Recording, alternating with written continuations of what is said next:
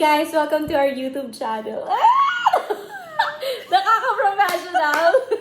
Yes. At pinakikilala namin sa inyo ang team Joza. Okay, Joza. Anong background ng Joza? I'm Joza. Joshua. Yes, and I'm Liza. So, Kaya Joza. Doon Diba? na lang kami kumuha.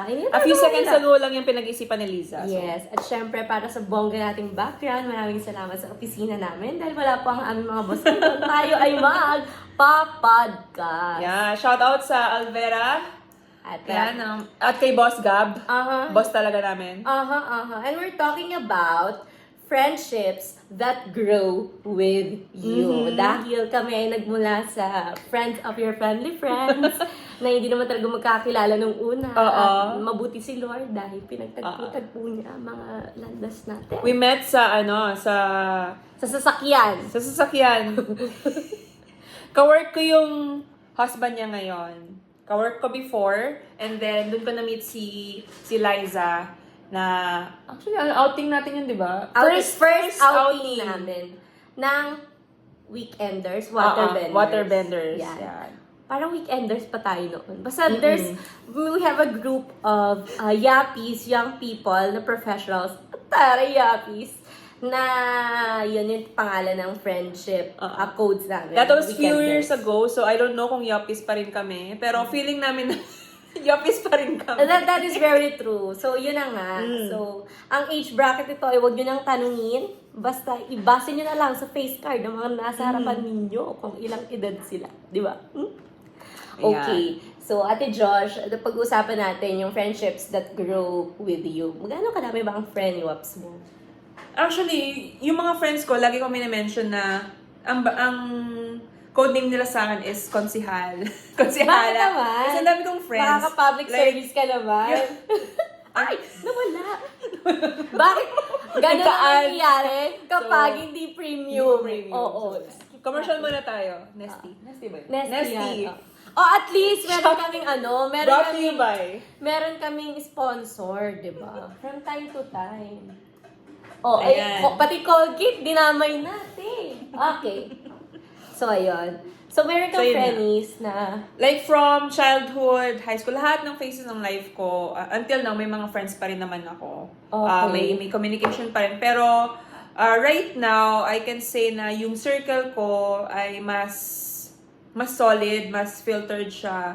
ngayon. Ngayon. Sa age mo ngayon. Yes. Ayun. Ito kasi si Ate Ikaw Josh. ba? People's favorite, si Ate Josh. Yung parang, Kahit hindi halata. pag nilagay mo siya sa Sibuyas Crossing, bet na siya ng lahat. Kasi si Ate Josh, very jolly niya. Sobrang niyang witty, sobrang niyang ganda, sobrang niyang talino. Talented ate girl! Thank you sa build-up. So, Diba? Single! Single po ako. Ready to mingle. You know what I'm saying? Ayan, so madali lang siyang magustuhan. Kaya naman, feeling ko marami talaga itong nadaan ng friends eh. From yung elementary ka. May beshi up ka ng elementary ka. Kasi ako meron. Oo. Yung pag may elementary ka, pag may umiyak sa classroom nyo, meron ka bang classmate na umiiyak sinusuklayan ng kapwa classmate habang umiiyak? Hindi naman ako mabot sa ganong point. I think ikaw yung ano. Ako ikaw meron yung akong ganun. Ewan ko, bakit pag may classmate ka, tapos umiiyak yung classmate po, may isang babaeng magsusuklay dun sa sa umiiyak na classmate. So may ganun akong friend. Tapos, yung hanggang ngayong friend ko, from elementary, kadoubles ko siya sa table tennis. Tapos hanggang ngayon, malaki na kami. I know her. Super close Yeah. kami ni Densha, the musician, you know? Yeah. May kanta siya sa Spotify. Nimit ko siya nung wedding ni Ay, Liza. oo, yun. So, parang may mga ganun set of friends tayo. Meron ka din mga set of friends sa inuman nung araw. Yes, meron din naman. Like, Secular world ka pa nun. Oo, sa past life ko. Sa college. Sa college kasi talaga ako natuto nun. Pero I make it a point na sa safe place naman ako I'm with friends when I do that. Tapos yun, college friends. Tapos meron ka church friends. Ngayon, church friends, ayun yung talagang, yung circle natin actually, tsaka yung circle ko sa church, ayun yung mas, madali kong masamahan or in terms of proximity kasi, ayun, tsaka availability. Meron ka din, Ate Josh, mga colleagues mo from job to another job to another job. May mga kayo nag-stay din. bago ngayon. kami na. Kayo din yun. Diba? Sino pinakapapalad? Kami na yun. Very naman tayo, madaling kausap. Pag ito yung friends na they're your friends for your season ngayon. Sila talaga. And, ayun, doon ako nag-i-invest din ng ano ko. Pero ng love. the way you mentioned kanina, Ate Josh, na yung friends mo nowadays ay super pili na lang and super liit na lang ng circle. Kasi, why some friends don't make it to your 30s? Ayan. 30s? So, some friends, I think, ayun nga, na-mention kanina is yung proximity. I mean, may factors, I think, three ba? Ano yun? Or Ano yun? proximity is yung Science. lapit. Kung although kayo taga-13. Okay. Pero nag-effort sila talagang bumisita dito kasi dito yung friends namin, yung mga Okay. aligyos. Yung proximity, yung time, yung time na, okay, hindi nagmamatch yung schedule natin. Yung isa yung factor para, alam mo yun, unti-unting maintindihan natin ng bawat isa na, okay, hindi nagmamatch yung schedules namin. Maybe, sa season na to, hindi talaga kami magiging ganun ka dalas magkita. And then, Ay, wait lang. Dito yung boss namin. Halika dito, boss. Pakita ka muna. Ayan, pinapakilala po Welcome sa namin podcast. ang may-ari ng aming opisina. Boss Axel. Halika ka sa siya yung ito. founder ng Alvet. Ayan, meron tayong yellow, mga kaibigan. Ayan, ewan ko kung ano Mainit kasi. mangyayari. Materialis to. Wait lang. So yun, Ate Josh. Yun ang sabi mo sa mga friends mo. Yeah, tsaka Proximity. season. Yung season talaga, like, let's say, mayroon talaga tayong friends na for a season mo lang makakasama. Like, for, Totoo yan. May mga, ang dami Diba? kong ganyan. like, okay, yung na-mention mo kanina sa inuman. Oo, di ba? Na yun, hindi na kami masyadong nagkikita. Or, Tama. alam nila, hindi nila ako inaaya na kasi alam nila hindi ako nainom na, ganun. Kasi lumilipas yung gusto mo, lumilipas na rin yung panahon para magkaroon ka naman ng mga bagong gusto. Yes. Pero makakonsider mo ba, Ate Josh, na itong mga tao nag-stay sa'yo up until your 30s, sila ba yung mga taong pinili mo lang dahil nagbago ka? Or sadyang kahit nagbago ka, nagstay sila? Good question. Yung pangalawa sinabi mo. Kasi I make it a point na I'm intentional sa lahat ng relationship ko. Intentional in a way na lagi ko siyang pinagpipray. Yung tao mismo, tsaka yung relationship namin. Like, Lord, if this relationship or this friendship is aligned naman sa will mo, like, nasa plan mo, and kumbaga, pabor ka dito sa relationship na to, I know that you will bless it. And continuously naman, yung mga friendships na yun, bine-bless niya. And, nangyayari lang kasi talaga, yung bandwidth ba? Yung wavelength nung friends. Nagmamatch lang siya. Hindi siya, internet. Broadband. Hindi siya yung parang pilit. Alam mo yun? Kasi ako, like sinasabi, Lord, I want it to be natural. And I want it to be this kind of relationship na kailangan ko at kailangan ng taong yun. Tama. Diba? Sa bagay. Ayun yung sa akin. The word is intentionality. Hindi lang siya for the sake of friendship or for the sake of, okay, picture tayo para may mag-post sa sa social media. Regardless kung gaano ka kasikat, sobrang sikat kasi ni Ate Josh. At sobrang malaki yung influence niya sa mga kagaya nating millennials. Ikaw, sumagot ka dito sa mga questions mo. Ako, Ikaw. Friends. Kasi super open book ko before. So, sobrang dami kong friends. Parang, kahit ilagay mo ako dyan, pag alis mo, iniwan mo ako. Friendly-wap ko na lahat yan. Connector ka eh, connector. Oo, ganun ako.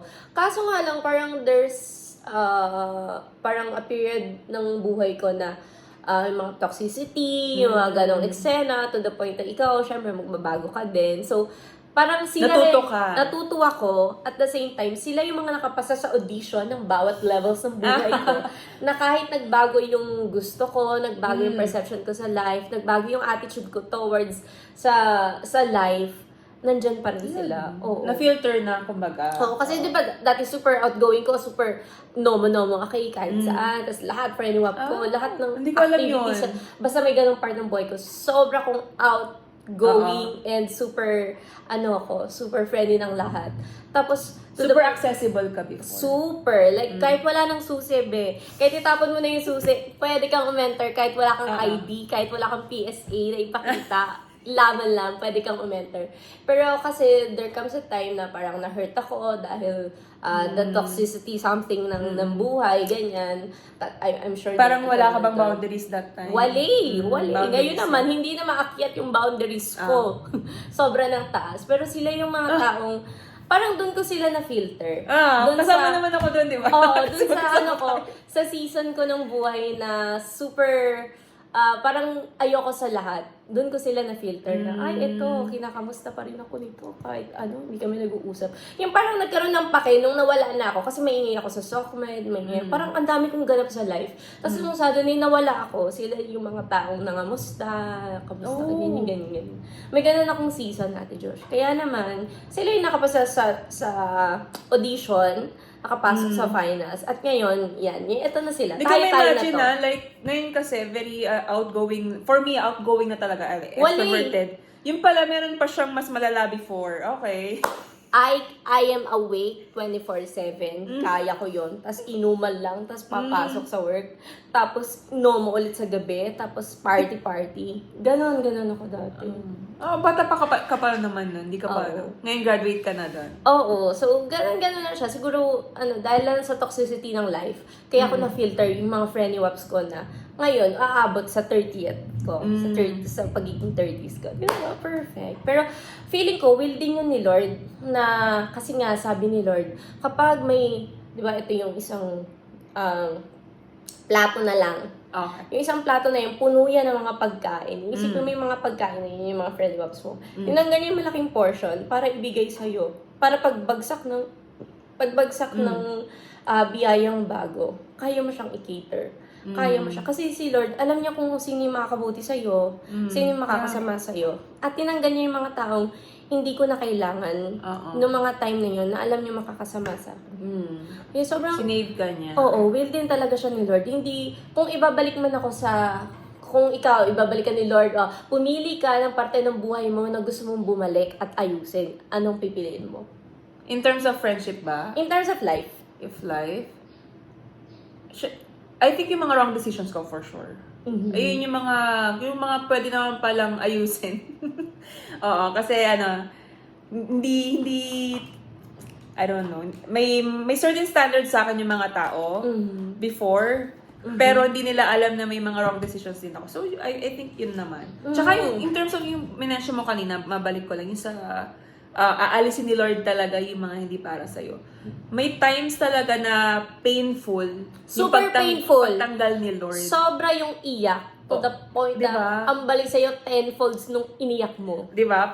Kailangan lang talaga mangyari yun. And you just have to be, aware, or you just have to Open. have the wisdom na, Lord, what are you Trying to teach me. Yes, what are you trying to teach me? Anong lesson dito? And once you obey na i-let go yon, True. kahit masakit, yung ayun nga sabi niya tenfold, ibabalik ni Lord is so much blessings tsaka revelations na, okay, tama pala na nilet go ko yun. Kasi, ay, kumubuti ko yun. So, yeah. Ako naman, kung pababalikin ako doon sa point ng buhay na gusto mong may ayusin, gusto ko bumalik doon sa moment ng toxicity. Bakit? Ng heartbreak ko na to about friendships. Okay. Kasi, gusto ko siyang balikan, gusto ko siyang ma-cherish ulit yung moment.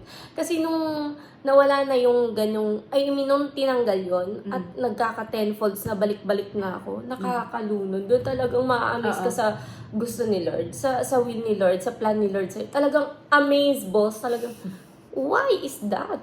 I am not worthy of these tenfolds, you know? Pero grabe, gusto ko lang ulit siyang ma-experience na, ma-feel na, ito iniiyak ko dati. Tapos sobrang grabe yung heartbreak ko para sa moment ng toxicity na to. Yung pala yung kapalit niya, super bongga. Pero alam mo yun, yung level ng pain na naramdaman mo pag yung relationship or friendship na yun ay nawala. Ayun lang kasi yung level of your investment sa relationship na yun. Sobrang invested ka kaya sobrang na-hurt ka. And maganda siya na encouragement din na, okay, si Liza, ganun pala siya mag-invest sa friendship. Ibig sabihin, she is capable of that so much love na kaya niya ibigay sa mga tao, magiging tamang friends niya. So, ayun, that's a good thing din. Saka, yun yung sabi mo, Ate Josh, si Lord, pag nagplano, alam na niya yan bago ka pa ipanganak. Kaya, sino ka ba para hindi magtiwala? Magtiwala ka na lang na yung mga yun ay para doon at itong mga nagpapatuloy sa iyo ay para dito. Yeah. At least now din, meron ka ng certain, like parang dating lang yan or although, wifey na siya.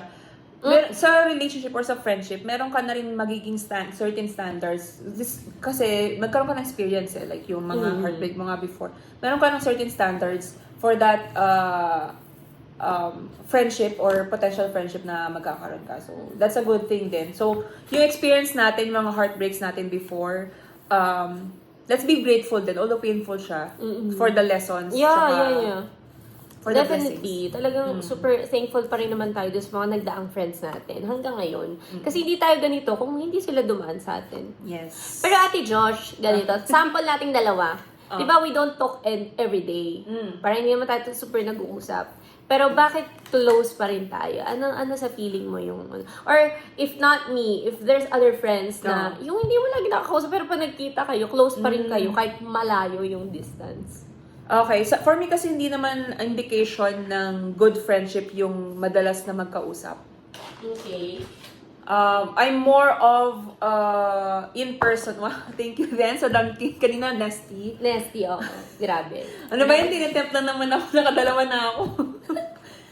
Ayun. I'm more of an in-person kind of friend. Na pag nagkita tayo, okay, parang alam mo yun, walang distance, walang ganun-ganun sa akin eh. I'm more on the depth or yung lalim ng friendship, yung foundation. And then, hindi ko naman nire-require lahat ng relationships ko para, alam mo yun, like, laging present, laging magkausap, ganon. Kasi we have our own lives. Yes, unless kailangan mag-usap talaga, like, eto nga, kamustahin ko minsan, or si Shane, ganon, lalo bagong panganak si Shane. Ayun, and I understand naman na sa season namin or sa age namin ngayon, talaga super busy. Marami kaming priorities. And we're just grateful na itong friendship na to is hindi siya, ano ba tawag doon? Hindi siya demanding. Hindi siya demanding. Like low maintenance, ayun tawag. So, Ayun. ayun. Malayo.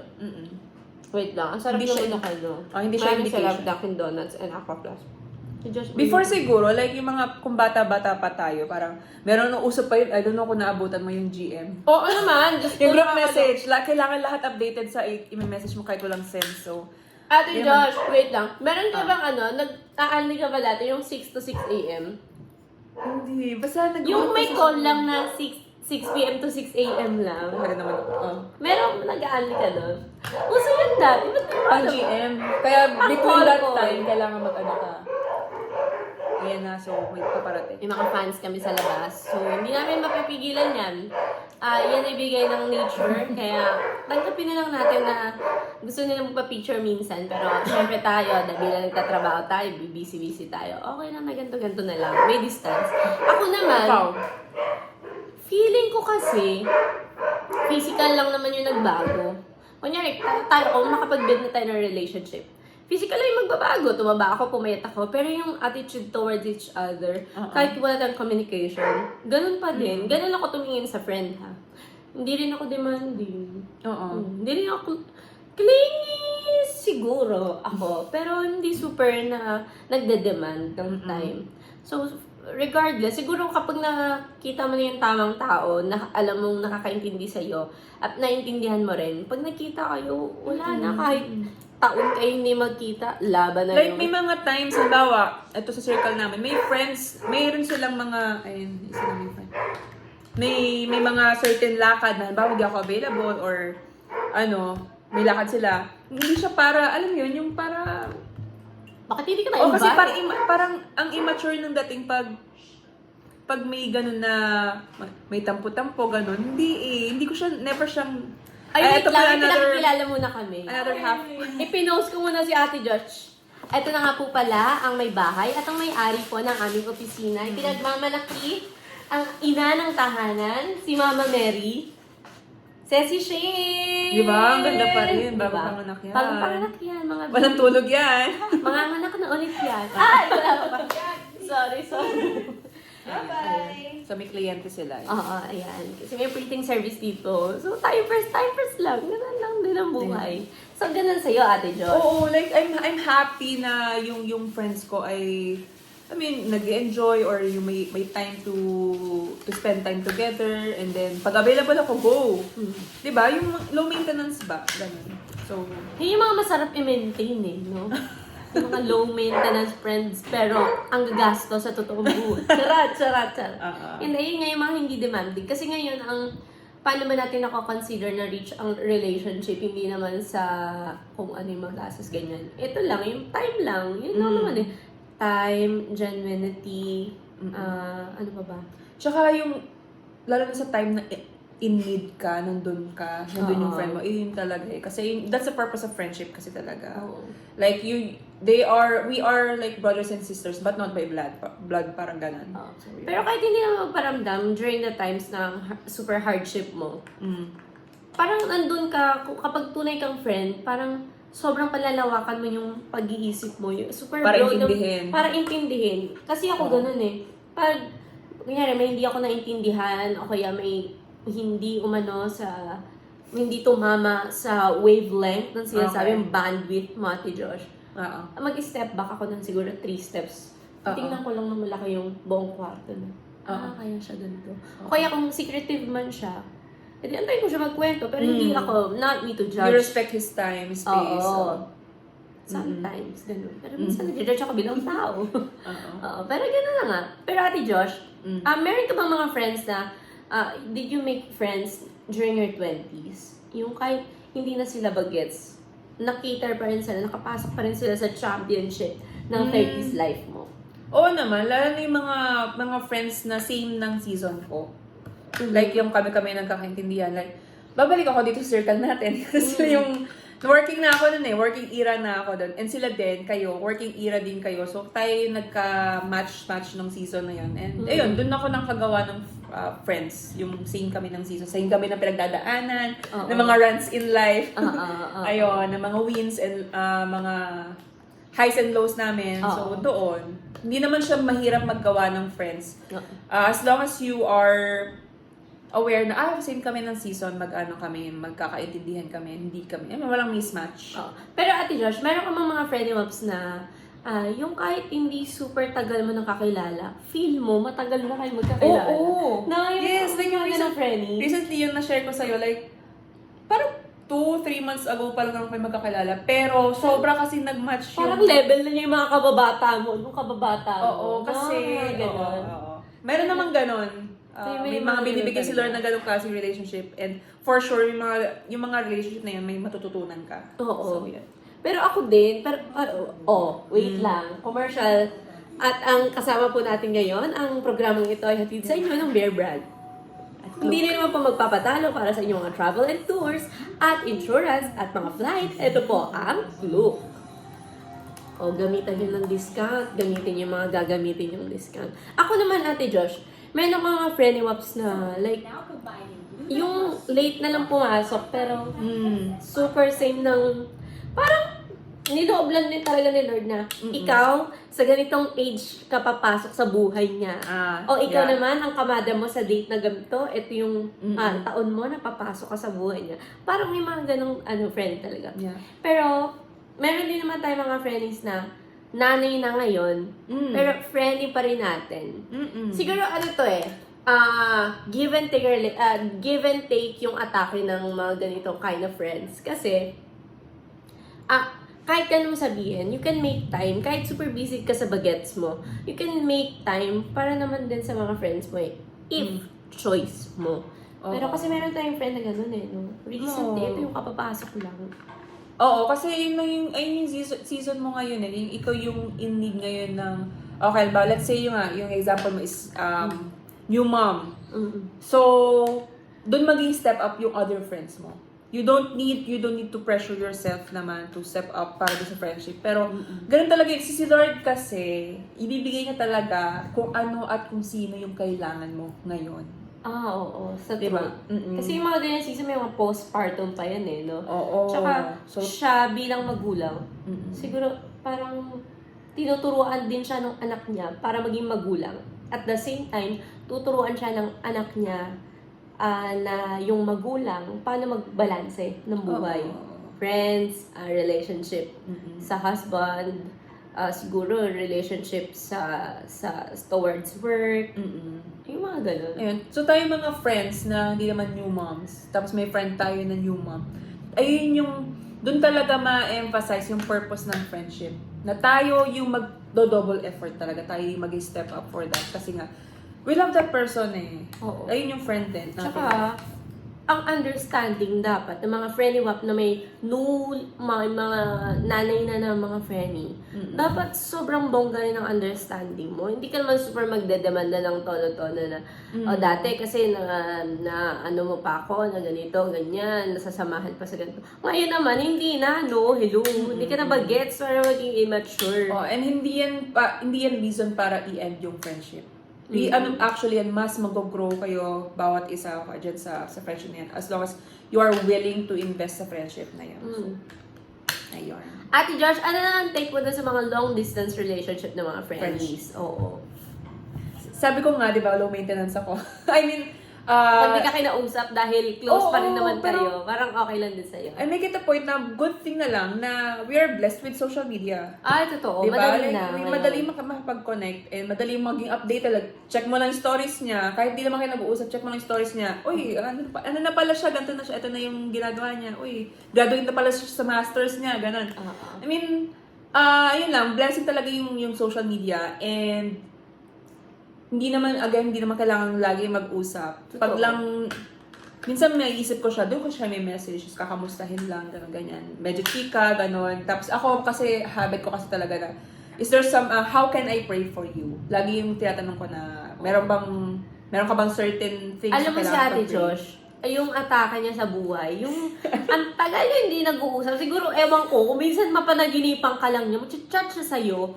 Tapos sabi, hi sis, may gusto ka bang ipag-pray? Isasama ko sa prayer ko. Feeling ko na lahat niya siguro ng prayers niya, natupad na siguro ni Lord. Kaya naghahanap siya ng mga bagong ipag-pray niya. Pero ganun siyang kind of friend.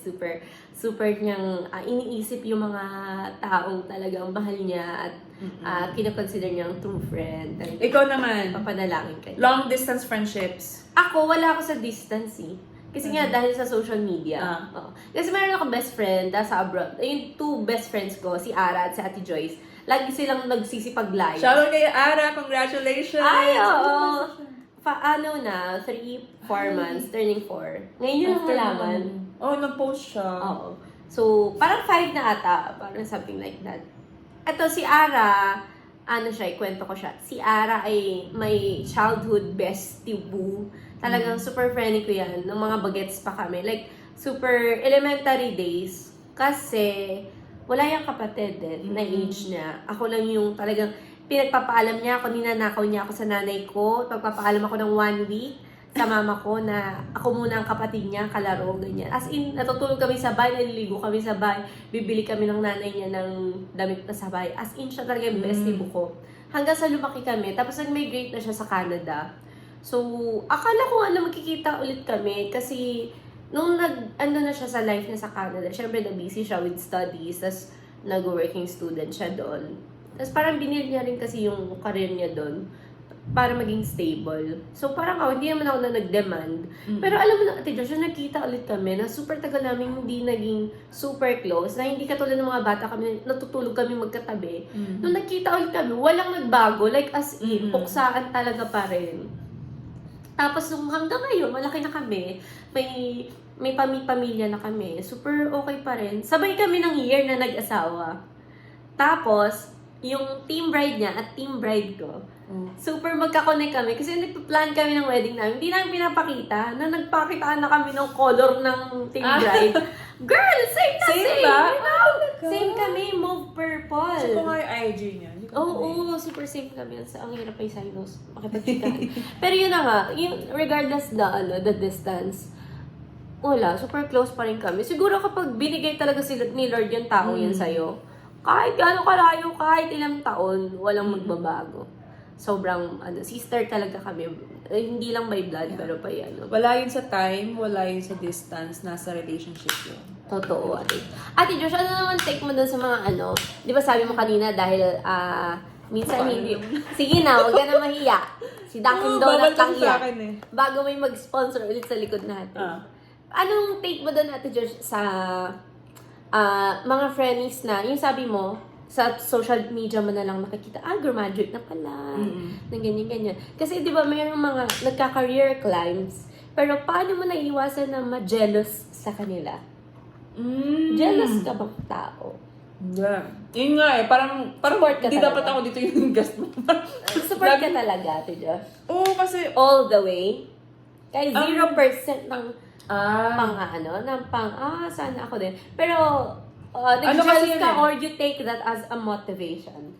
pwedeng tinitake ko as motivation, pero it depends kasi talaga sa priorities mo. Kung Okay. hindi ko priority yung nakikita ko sa kanya, hindi ako makakaramdam ng jealousy Inggit, or, oo. Pero ako kasi yung tipo na, okay, ito yung path niya, and I am happy, and I'm glad na, alam mo, masaya siyang tinitake yung path na yon. And yun, isa-celebrate ko, support ko yun. Super grateful ka sa mga nangyayari sa Oo, buhay ng mga kasi friends mo. iba-iba kasi talaga tayo ng path. At sana na-achieve nila. Oo, si Lord kasi, super creative yan. Totoo. Pagdating sa life story mo, super unique. Oo, parang And- clouds. Sa bawat hapon, iba-iba. Yes, Ano iba-ibang hindi color. para hindi para ma-jealous or what. Pero ang mas nangingibabaw is yung saya. Kasi, ano mo yan eh, friend mo yan eh. Mahal mo yung taong yan. And kailangan mo i-celebrate yan kasi win niya yon sa Ang buhay. big night ka talaga sa PBB, Ate Josh. Sinasabi ko sa'yo. Pero tama yun, tama yun. Ako din ganun ako klase ng friend.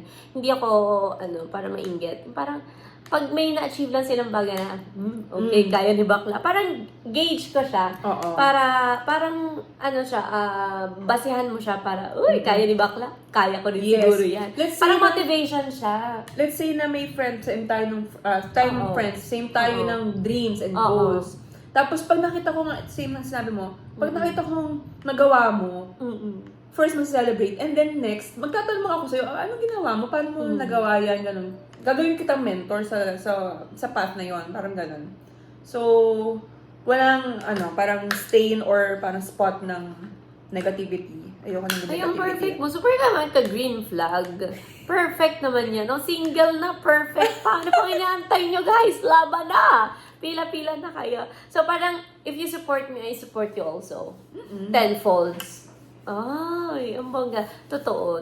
Parang ang Kasi sarap kung na- makakaramdam ka ng jealousy or parang something negative dun sa win ng kaibigan mo, you're not a friend. Totoo. Mang-question ka na. Oo, Kapag nakaramdam diba? ka na Ano yung ganun. intention mo sa friendship na yan, di ba? Oo.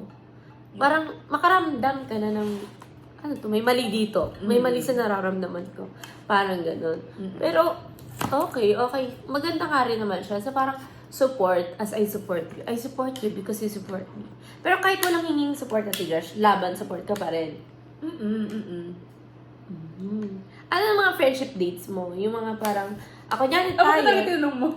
Hindi, yung mga parang anniversary, friendly updates nyo. Tayo, waterbender. Sige, anniversary Ano na ba natin? kasi halos marami naman tayong mga klaseng dates na ginagawa rin, di ba? Like, Ay, ganito na Ate Josh. kung walwal or walwal. Paano mo ma-describe yung friendship natin? Wait lang, sponsorship ang programang ito hatid sa inyo ng Chucky, mga kaibigan. At syempre ng Sir. Gusto ko yung Graham Litam. Teka lang. Oh, ilaban na yan. My gosh, Sayang. ang dami ko natin matapis. At syempre, Growy para tangkad, sagad. Ano bang hinihintay nyo? Bili na! Oo nga. Skip na nga natin dito. Wala pala, Kenneth Biscuit. At syempre, Unilab yan. Kung kayo naman to. Lactacid. Ang dami. Diba namin sponsor natin hindi bayad lahat ng yan. Sila magbayad sa amin. Ay ko. Pero super, super happy naman ako, Ate Josh, na paano mo madidescribe yung friendship ng waterbenders? Ano siya sa'yo? Nasa anong bracket siya? Ako mauna. Sige, go. Sa akin, si waterbenders, sila yung circle of friends ko na matured and may means na Hindi mo sure. matured at kaya ng, mag-treat ng sarili. Nandun ako sa bracket na yon. Kasi may mga work na, tapos matured na, yung hindi nagdedeman. Pero pag sinabi mo, aalis tayo ng ganito, gagawin ng lahat para makasama, makapag-comply dun sa Parang, ang ganda lang na ganun. Tapos sila yung mga friendships ko na nasa age na matured, may pera, at hindi demanding, May pera nga ba? at super thoughtful. Andun sila. Super thoughtful ng ng circle of friends natin at ng waterbenders. Ikaw, Ate Josh, anong mo? Ba? Anong description mo sa waterbenders? Sa mga ka-waterbenders namin dyan, send Gcash na lang po pag nagugustuhan nyo ang mga adjective na lumalabas sa aming mga bibig. Maraming salamat po. Charot. So ito yung masasabi ko talaga na adult friends talaga. Like yung season natin sa adulting talaga tayo eh. Oo. Kasi parang may natututo pa lang maging adult, pero meron namang adult na, nandun na. Buwabalik na lang. Bumalik-balik na lang. Sino kaya yun? Pero yun nga, ito rin yung kind of friendship na marami akong natututunan. Ganun kasi ako, I love learning from other people. And, ayun nga, super low-key lang. For me, super low-key. Tsaka, I feel safe sa circle. Ayun, safe. Oo, tama. Pero Ate Josh, do you consider group chats as a therapy ng friendships? Like, therapy kapag gusto nyo magbatuhan lang ng mga memes. Yung parang therapy siya para hindi maging patay na kuko ang friendships ninyo. Yung parang kahit malayo pa rin, Yes. parang may nagpaparamdam. Like, eto I treat memes as kasi parang sabi nga nila love language. Like, pag sinendan ka ng meme, ibig sabihin, ikaw yung naisip eh. Kayo yung naisip nitong taong to. Tama. Okay, naisip ako ng taong to kahit walang katuturan yung meme. Oo, tama. So, ayun, yung sending of memes, kahit wala namang bumalik or mag-react lang tayo, walang magre-reply, okay lang din. Oo, tama. Kasi, ayun nga, kayo yung naisip ko and way of rin sa kanya, reconnecting din. Oo, tama. Parang kasi ang sweet na masendan ka ng mga memes na kahit ka tarantaduhan, kahit ka walang hiyaan. May isip ka na gano'n, ay, super touching na. Ay, naisip ka po.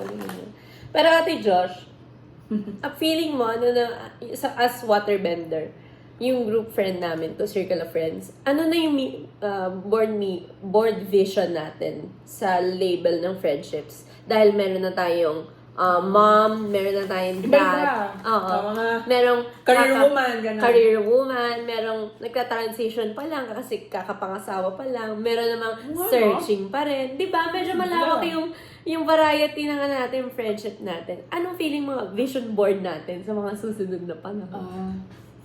Very vague yung naisip ko, pero I can see this circle na despite the different seasons, despite the different phases ng buhay, stages, and ano pa rin? Andun pa rin. Kahit mag-iiba-iba yung trip natin. Like, I don't know kung sa next Bora natin ay ang trip pa rin eh. Kasi yung first Bora namin ang trip. Ay. Sige, first night ng Boracay ay... Puksaan bar, Zumba, battle talaga yung nangyari. Tapos next na Bora natin, chill na lang tayo. Chill na lang, oo. Diba? Pero iba-ibang trip. Pero Depende sa season. magkakasundo pa rin. Alam mo yun? Kahit hindi talagang minimake sure na mag-meet somewhere in the middle. Parang yun. Ako naman, feeling ko, mas marami pa tayong mararampahang lugar ng may added na sa family natin. Yes! Bukod kay Gab, kay Baby Gab, feeling ko magdadatingan na yung mga sugo ni Lord, ng mga kinamada niyan, mga right persons sa life ng mga single friends natin within the circle. So feeling ko naman, dadami tayong sa susunod na taon, ngayong taon. So yun lang. Bakit ayaw mo? May deadline siya. Ayun naman, yun ang ating friendship that grows togetherness. Like, subscribe, at i-comment nyo down below kung ano pa yung mga gusto nyo pag-usapan maybe namin. next session kasama ng iba, di ba? Yeah. Lalo na sa man of few words namin kay Denver. Ay, hindi mo naman siya idea. Lalakasan niya lang yung boses niya. Sige, let's sit and talk again next time kapag kaya na natin magdagdag ng dalawa. Naiwan lang kasi kami dito ni Ate Josh. Dahil nagchichikahan kami, maganda yung batuhan namin. Sige, Ate Josh, may camera tayo dito, mag-podcast tayo. Pero thank you so much for watching and for lending us your 39 minutes of time. And once again, this is Team Josa! Josh and Liza at your service. See you again soon! See you again! Bye! Bye! Thank you, Dunkin' Donuts.